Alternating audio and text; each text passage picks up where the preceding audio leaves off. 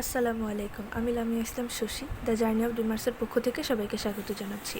আজকে আমি ইংলিশের একটা টপিক নিয়ে আলোচনা করব, আর সেটা হচ্ছে চেঞ্জিং সেন্টেন্স বা ট্রান্সফরমেশন অফ সেন্টেন্স।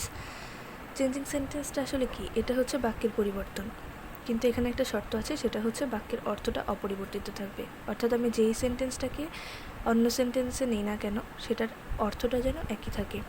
চেঞ্জিং সেন্টেন্সের অনেকগুলো রুলস আছে, তার মধ্যে একটা হচ্ছে অ্যাফার্মেটিভ টু নেগেটিভ। এখানেও আবার কিছু রুলস আছে, আর সেই রুলসের মধ্যে কিছু আমি আজকে আলোচনা করব ইনশাল্লাহ। তো রুল 1-এ লিখে নিয়েছি, অ্যাফার্মেটিভ থেকে নেগেটিভ করার ক্ষেত্রে নট প্লাস অ্যাফার্মেটিভ ওয়ার্ডে নেগেটিভ রূপ বসাতে হবে। সহজ ভাষায় বলতে গেলে, যদি আমি অ্যাফার্মেটিভ একটা সেন্টেন্স পাই যেখানে যেই সেন্টেন্সটার স্ট্রাকচারটা হচ্ছে subject plus modal auxiliary verb plus adjective plus others থাকে, তাহলে মডেল অক্সিলারি ভার্বের পরে আমরা এই নটটা ইউজ করব এবং যে অ্যাফার্মেটিভ ওয়ার্ড অর্থাৎ যে অ্যাডজেক্টিভটা থাকবে সেই অ্যাডজেক্টিভটার অপোজিট ওয়ার্ড করব। এখানে এক্সাম্পল দিয়ে দিয়েছি, আই শ্যাল রিমেম্বার ইউ। এখানে মডেল অক্সিলারি ভার্ব হচ্ছে শ্যাল আর অ্যাডজেক্টিভটা হচ্ছে রিমেম্বার। তাহলে কি হবে? স্ট্রাকচার অনুযায়ী আই শ্যাল, শ্যালের পরে নট, আই শ্যাল নট, রিমেম্বারের অপোজিট হচ্ছে forget, I shall not forget you. Second সেন্টেন্সটা দিয়েছি, this was an extraordinary ship. Structure অনুযায়ী এখানে মডেল অক্সিলারি ভার্বটা যেহেতু ওয়াজ, তাহলে কি হবে? দিস ওয়াজ নট, তারপর হবে এক্সট্রা অর্ডিনারির অপোজিট ওয়ার্ড অর্ডিনারি, শিপ।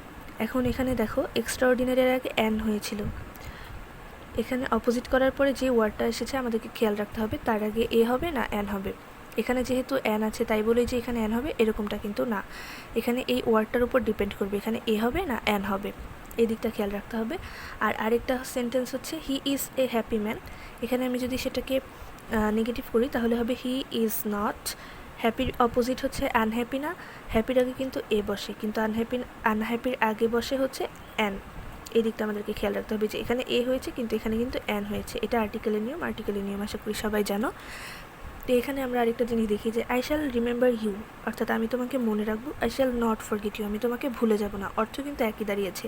তারপর this was an extraordinary ship, এটা ছিল একটা অসাধারণ জাহাজ। This was not an ordinary ship, এটা কোনো সাধারণ জাহাজ ছিল না। আলটিমেটলি অর্থটা কিন্তু একই থাকছে, তাহলে এটা আমাদের চেঞ্জিং সেন্টেন্সের রুলসের মধ্যে পড়েছে। ঠিক আছে, রুল 2-তে চলে যাই। রুল 2 হচ্ছে এভরি প্লাস নাউনের নিয়ম। এভরি প্লাস নাউন থাকলে রুলটা হচ্ছে যে এভরির জায়গায় হবে দেয়ার ইজ নো, এরপরে যে নাউনটা থাকবে সেই নাউন বসাবো, নাউনের পরে বাট আসবে। ঠিক আছে, তাহলে এক্সাম্পলে যাই, every mother loves her child. এখানে এভরি আর এই মাদারটা হচ্ছে নাউন, তাহলে কি হবে? এভরির জায়গায় হবে there is no, there is no, তারপরে এই যে মাদারটা ছিল মাদার বসিয়ে দিয়েছি, এরপরে বাট, এই যে বাট বসিয়ে দিয়েছি, তারপরে বাকি সব ঠিক থাকবে। আরও একটা উদাহরণে চলে যাই, এই যে everybody wants to get his acknowledgement. এখানে এভরি আর এই বডিটা হচ্ছে নাউন, তাহলে এভরি প্লাস নাউনের নিয়মে পড়েছে। এভরি জায়গায় হবে কি দেয়ার ইজ নো, তারপর হবে এই যে নাউনটা বডি, তারপর বডি বসিয়েছি, এরপর হবে কি বাট, এই যে বাট, তারপরে বাকি সব ঠিক থাকবে, wants to get his acknowledgement. এখন আরেকটা লিখে নিয়েছি, এভরি রোজ হ্যাজ থর্ন। এখানে আমি ব্যতিক্রম লিখে নিয়েছি। আচ্ছা, আমরা যদি আগের নিয়মগুলোতে করতাম তাহলে কি হতো? There is no rose but has thorn, কিন্তু এখানে কি লিখেছি দেখো, there is no rose without thorn. এখানে আমি হচ্ছে কি লিখেছি, there is no rose without thorn. এটা কেন হয়েছে? এভরি প্লাস নাউনের যে সেন্টেন্সটা, সেখানে যদি হ্যাভ অথবা হ্যাজ মেইন ভার্ব হিসেবে কাজ করে, অর্থাৎ হ্যাভ হ্যাজ যদি মেইন ভার্ব হিসেবে কাজ করে, তাহলে আমরা লিখব কি, দেয়ার ইজ নো, তারপর যে নাউন থাকবে সেই নাউন বসাবো, আর শুধু বাটের ওখানে উইদাউট বসাবো, এটা হচ্ছে এক্স্যাক্ট নিয়ম। But there is no rose has but has thorn, এটা দিলেও কাটা না, বাট এটাই হচ্ছে আসলে এক্স্যাক্ট প্রপার যে নিয়মটা। আর এখানে রুল 3 লিখে নিয়েছি। রুল 3 হচ্ছে অনলির নিয়ম, আর অনলির আসলে 3টা জিনিস আমাদেরকে মনে রাখতে হবে। আর সেটা হচ্ছে যে অনলি দ্বারা যদি ব্যক্তি বোঝায়, অনলি দ্বারা যদি ব্যক্তি বা মানুষ বোঝায় তাহলে হবে নান বাট, আর অনলি দ্বারা যদি বস্তু বোঝায় তাহলে হবে নাথিং বাট, আর অনলি দ্বারা যদি বয়স বা সংখ্যা বোঝায় তাহলে হবে নট মোর দেন।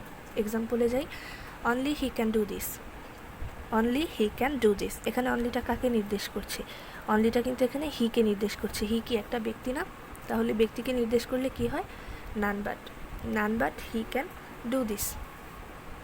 তারপর আছে কি he needs a pen only, he needs a pen only, এখানে অনলিটা কাকে নির্দেশ করছে, এই কলমটাকে কিন্তু নির্দেশ করছে, এই পেনটাকে নির্দেশ করছে। পেন কি একটা বস্তু না, তাহলে কি হবে, যে বস্তু থাকলে হয় নাথিং বাট, তাহলে কি হবে he needs nothing but a pen, he needs nothing but a pen.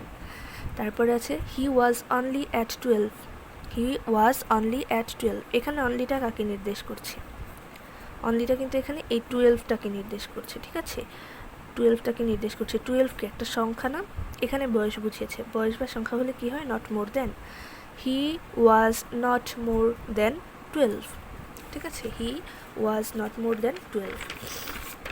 Only এই কয়টা নিয়ম রয়েছে। রুল 4-এ যাই। রুল 4-এ হচ্ছে must, have to, has to নিয়ম। মাস্ট, হ্যাভ টু আর হ্যাজ টু তো একই, অর্থ একই আর কি। তো must, have to, has to থাকলে হয় can not but, can not but, অথবা can not help plus verb plus I N G. এখানে দুইটা রুলস আছে, দুইটার যে কোনো একটা দিলে আসলে হয়। তো এক্সাম্পল আছে I must go there, must থাকলে তাহলে কি হবে can not but, I can not but go there. আর যদি আমি এই স্ট্রাকচারে করতে চাই তাহলে হবে আই ক্যান নট হেল্প, তারপরে কি হবে ভার্ব প্লাস আইএন, যেখানে ভার্বটা আছে গো, তাহলে going there. He has to do it, এখানে হ্যাজ টু থাকলে কি হয় can not but, he can not but do it. আর যদি এই স্ট্রাকচারে করি তাহলে হবে he can not help doing it, এই যেখানে ডু ভার্ব আছে, ডু ভার্বের সাথে আইএনজি হবে ডুইং ইট। এখন আরেকটা জিনিস খেয়াল করি, হ্যাভ টু আর হ্যাজ টুর পাস্ট ফর্ম কি, হ্যাড টু না, এখানে তো হ্যাড টুও থাকতে পারতো, তাহলে হ্যাড টু থাকলে কি হবে, এটা একদম আসলে সাধারণ একটা বিষয়। হ্যাভ টু আর হ্যাজ টু থাকলে যদি এখানে হয় can not but, can not help plus verb plus ING, তাহলে হ্যাড টু থাকলে কি হবে, এটার পাস্ট ফর্ম হলে এখানেও পাস্ট ফর্ম হবে কুড নট বাট, তাহলে হ্যাড টু থাকলে কি হয় কুড নট বাট।